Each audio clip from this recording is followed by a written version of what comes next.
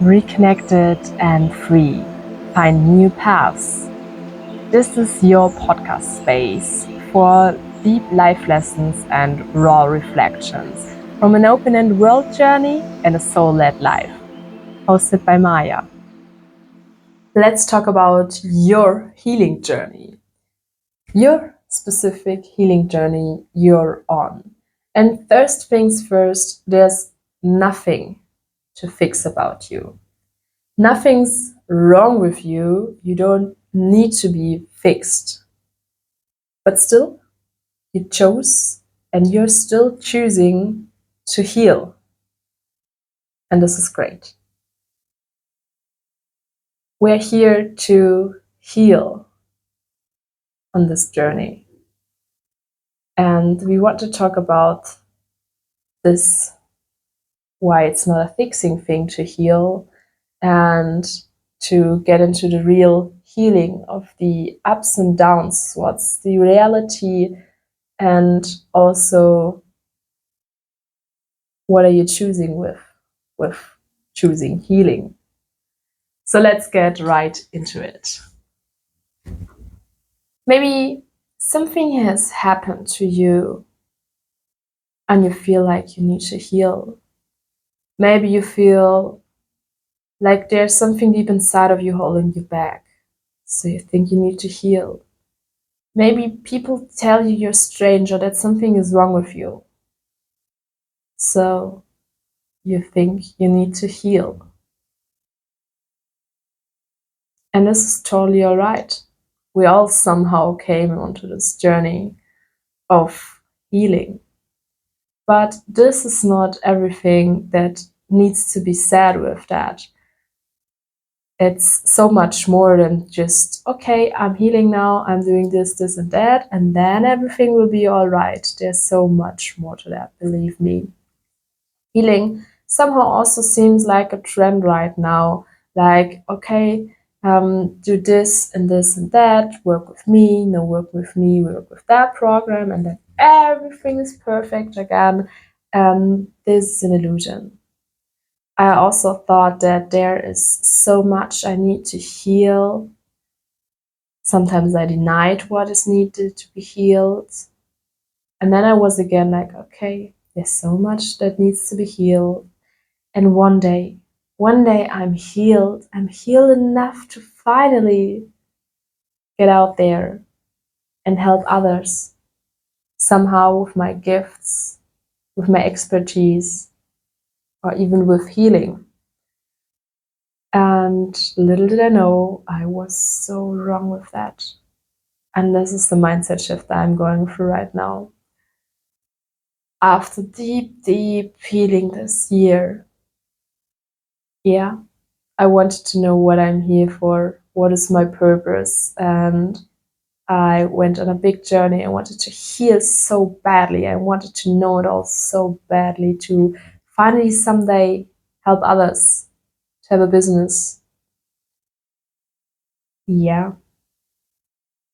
And how little did I know that this was like me asking universe for healing. And it gave me some big challenges, some big opportunities to work on that. And they were hard. Believe me, it was really hard this year so far for me. But not only this year, but also to know what's also there, what has happened, what needs to be looked at, maybe transformed also, but not in a sense of I need to heal, to do something else. I need to fix myself to get better. No, to just beautifully embrace and go with the flow of transformation, of evolution, and to realize now, a few days ago actually, that I went already on a long path, and this path will go on and on and on. But there's so much I can already give to other people, and I don't need to heal or fix myself to be able to do good in this world and to help others. And this is your reminder, because I think many people can relate that we are convinced that there's this or that to do, there's this to heal, there's this to look at before we can be there for other people, before we can finally live our dream life, before we can start that business, whatever. But all we do is lose time with procrastination and with being afraid. Instead, we could already start with what we really wish for, what is really needed from us. It's not only our wishes from ourselves or our mind, but it's from what is needed from us to do, to bring into this world. And healing, this is what I'm learning now and just realized, is a never ending process. Maybe you'll get over some things that have happened in your past, in your childhood, whatever, that once bothered you, that made you feel vulnerable, had a pain inside of you, maybe even a physical one, and then you can release it. Then congratulations that you did so much work and that you were able to do that. But guess what? Life will hit you again somehow.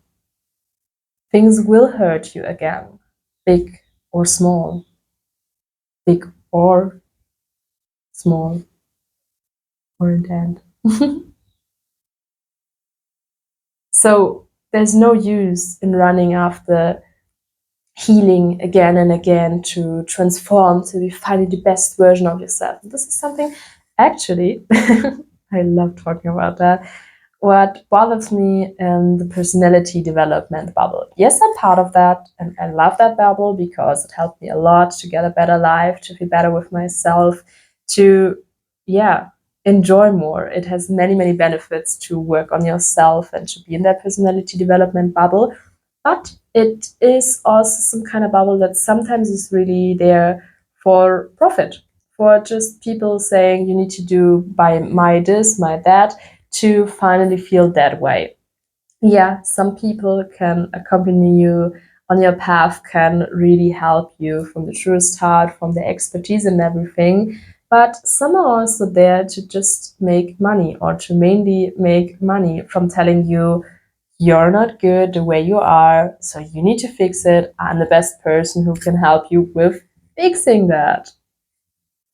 You see the problem?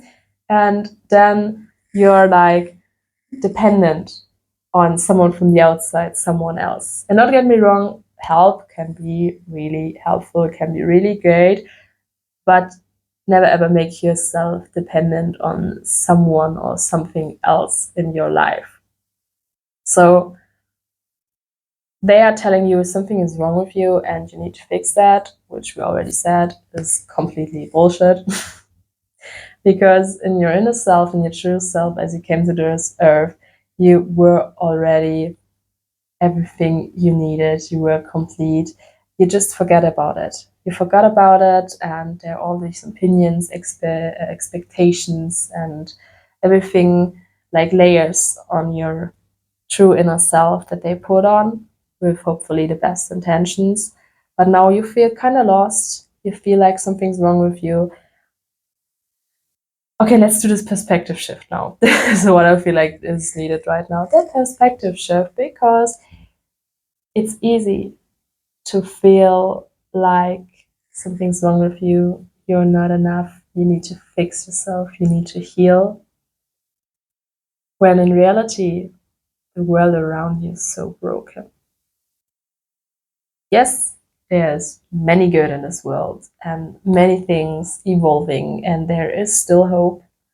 But there's also, I don't want to say but, I want to say and. It's not against each other. Everything's there, not judging. And also, there's a lot pushing you down. There's a lot that's really not working well in the world right now. That is, making yourself feel small and unworthy, like you need to fix something. This broken world is a world where there's still war. There's still war. There's still people fighting. There's still violence. Yeah, with actions and with words. Many people don't even know how to disagree how to really talk with each other because we never learned it. We just did the same thing as the generation before us taught us, and they taught them, and so on and so on and so on. So when there's something that needs to be healed, it's not just you, you're also carrying from your ancestors. So yeah, you're also healing backwards. You need to look backwards and also forward, because the impact you have when you are healing is also on the next generations to come. And not only kids you maybe have or will have, but also, like, in general, you're influencing the next generations with what you're giving into this world, with actions, with your being, and also with the frequency you're sending out. So yeah, there's a lot of also kind of weight, but also opportunities on our shoulders. So maybe you can change this world around you a little bit to feel a bit more like you're not here to get fixed, like you have a nice space to feel like you're good the way you are, and also then to heal whatever you got from your ancestors, from your past, and so on. Because healing itself isn't something bad, it's just our interpretation, it's what they taught us, it's like what is irritating. So maybe instead of constantly overflowing your nervous system, being overwhelmed by that, as the normal 9 to 5 city life is actually like, or going back to the more natural. Yeah, some people have to experience that for themselves, and maybe it's uncomfortable and unusual in the first place, but it's so worth it.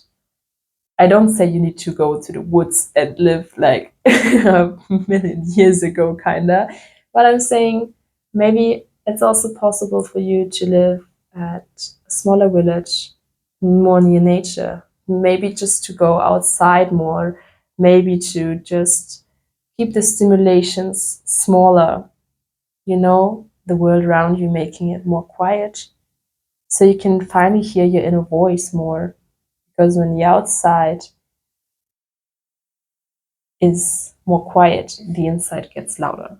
And then, of course, at first, there can be many voices and maybe damaging voices and critical voices, but it's worth just to embrace that, to accept that, and to see how to work with that. So one thing is also for the healing journey to recognize the outside is influencing you a lot, not just other people, but also your surroundings from, yeah, where you live, like nature-wise contact and so on. Yeah, just to get back into that contact, to tune the outside a bit less loud. And healing itself, we were talking about it really negatively, about the bad part and the transformation kinda you get pushed to do. Healing itself has no good or bad. It's us giving it that certain kind of stamp, kind of opinion on that. Because everything's here to serve us. That's what I believe. And we can go on that healing journey with changing something in the outside and in the inside. Not to get better for anyone, to fix something or ourselves, but to get back to who we truly are, to get back to the abundance, to the pureness, and also to a happier life, a more peaceful life, a life full of gratitude, love, and bliss. Feeling every emotions, but mainly the ones serving us truly and making us feel good, making us like we're good enough no matter what we do. There's nothing to be fixed or healed. Just us learning and dreaming and creating and being together. For healing, it's nice to have someone who can accompany you, who has been there or at a similar place where you've been, to guide you through that. Sometimes all we need is just some time in nature to reconnect, to ground, to enjoy where we come from, because nature is giving us everything we need.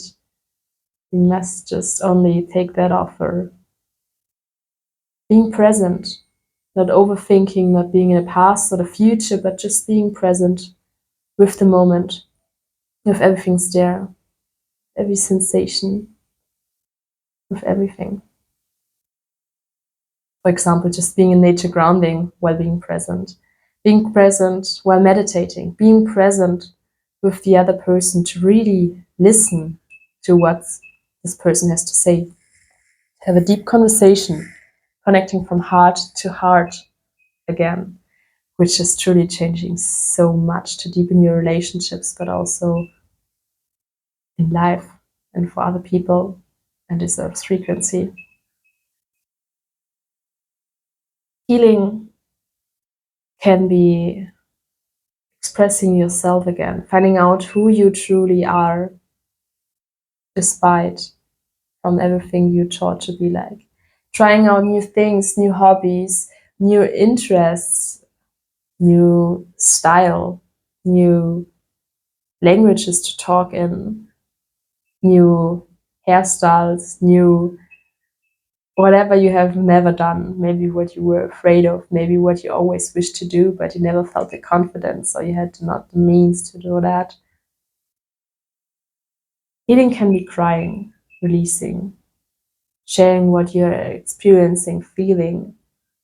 It can be journaling in your own kind of way. Journaling can be so different from person to person.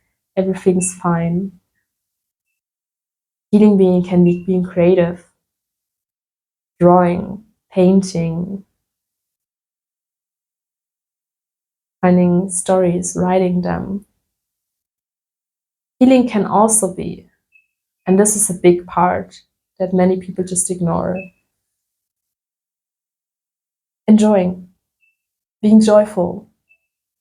Many times we stress ourselves and we are like in just this functional mode, doing what other people expect from us, doing what, wearing a mask, acting like we think is needed from us to be loved, to be liked, to be seen, to in the end survive. But wearing that mask and surviving isn't gonna make you happy. This is where the healing part starts. You realize that and the urge to really deeply heal. So healing is also realizing a lot of things, dealing with them, dealing with the emotions. And this is totally fine. We can embrace that. But as I said, it's also the joy part, and many people forget about that. It's so easy and not easy at all, and I think not enough people are talking about that we forget our joy. As kids, we were so joyful. We laughed many times a day, and now 0 times a day, 1, 2, 3, like really from your heart, not just laughing politely about a joke or something, but just because you enjoy your life, yourself, your surroundings, whatever is happening. Yeah. And we can get back there to feeling more ease, lighter, brighter, happy, blissful, joyful, grateful. And this joy is also about being present with whatever you are doing right now, just to concentrating on that one thing you're doing with everything you have, with everything you are. Doing things just because you like them, not because there will be an outcome, a certain one, or because you will get something out of it, but because you just love doing a certain thing. As I started with reading again, I love personality development books, and the past few years I only read them, but I started to reconnect with my joy, which is shifting my whole life, and therefore I also start reading again, just for the fun. I'm reading fantasy now because I love it. And other things, just, it's one thing to do things that you enjoy, and the other one to find joy in whatever you do. It's up to you to switch that to, it's a choice. In the end, joy is a choice. An intention you set in the morning, an intention you remind yourself of doing the day, and how you do the things. You're doing dishes, like, oh, I need to do the dishes. Or are you grateful that you have that you have a home, that you can do the dishes, that you're healthy, that you own something, and then do it like with fun, like a child, like, hey, there are these bubbles from the soap, and I can make things clean, and then they look different, and this is what water feels like. Working a lot with the sensation also. So joy is so beautiful. Also, one thing I started to get more into that joy kind of vibe, because I think it's difficult to just from one day to the other enjoy things more that you're doing but never enjoyed them. So it's inviting joy with doing what you love, doing new things, I think. And the very first step is the intention in the morning to be joyful that day. Maybe for you, it's just the intention, I am joyful today, that you're speaking out loud in the morning, best right after waking up when you're still connected. I am doing a meditation in the morning. It's just 5 minutes. But it's bringing so much joy into myself. It's making me feel a joy, all the joy I've ever experienced, and speaking affirmations in that meditation and just getting into that state and carrying this state with me the whole day long. And then in the evening, remembering what was this day like, what was my favorite moment today, what did I enjoy most, where did I feel joy. And this is like a great frame for the day. In the morning, to set the intention and maybe even do a kind of meditation to let it sink in more. Then during the day, remind yourself. In certain moments, maybe you can be aware of that. Maybe you set like an alarm for certain points in the day when you can. And then the alarm sounds, and you can then say, okay, I want to be more grateful. I'm grateful for this and that now, or let's enjoy that now, or let's just smile. It's so funny when you're angry or when you want to be more joyful, just during the day or doing a certain task. Try out to smile, really smile for more than 60 seconds, like this. And this is so funny because your body gives the signal, I'm happy, and you need to do that like kind of around about 60 seconds to make it work. And the body gives the brain the signal, I am happy because I'm doing the physical of being happy. And then your brain believes that. Try it out. It's amazing. I did it in a seminar. That's where I learned it, and it's so great. And then in the evening, to close that frame, to remind yourself, yes, I really did feel joy. And let me tell myself, let me find evidence for that I'm a joyful person, that I experienced joy. I did it there, there, and there. And maybe I set the intention, okay, was not the best today. I could feel more joy. I'm, self-compassion with myself. I'm grateful that I tried it.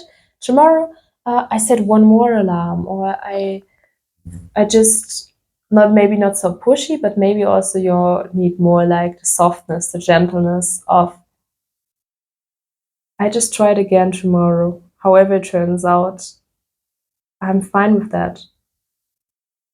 I'm always grateful that I try.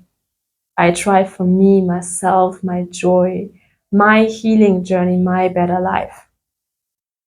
Ah, this is so beautiful. We combined healing and joy together. I love it. And honestly, I did some notes for today's episode in my diary. And I know I've written down something about joy. Maybe I forgot something important. So we're looking into my diary now and finding it out. This is a nice sentence for the ending. That's all I have to say for now. You're good the way you are. You don't need to fix something. Healing is a joy. Healing is a choice. A choice for a better and brighter future, because you choose that. And you're beautifully the way you are. What can help you with having a more beautiful life and for your healing journey is cultivating joy on a daily basis. Thank you for being here. This podcast accompanies you through big changes, life's questions, and the beauty of finding your own way. If you what touched your heart today, I'd love to read that in the comments. You want daily insights in travel life and direct learnings? Then make sure to follow me on Instagram. The links are as always in the show notes. Keep walking your path. Much love, yours Maya.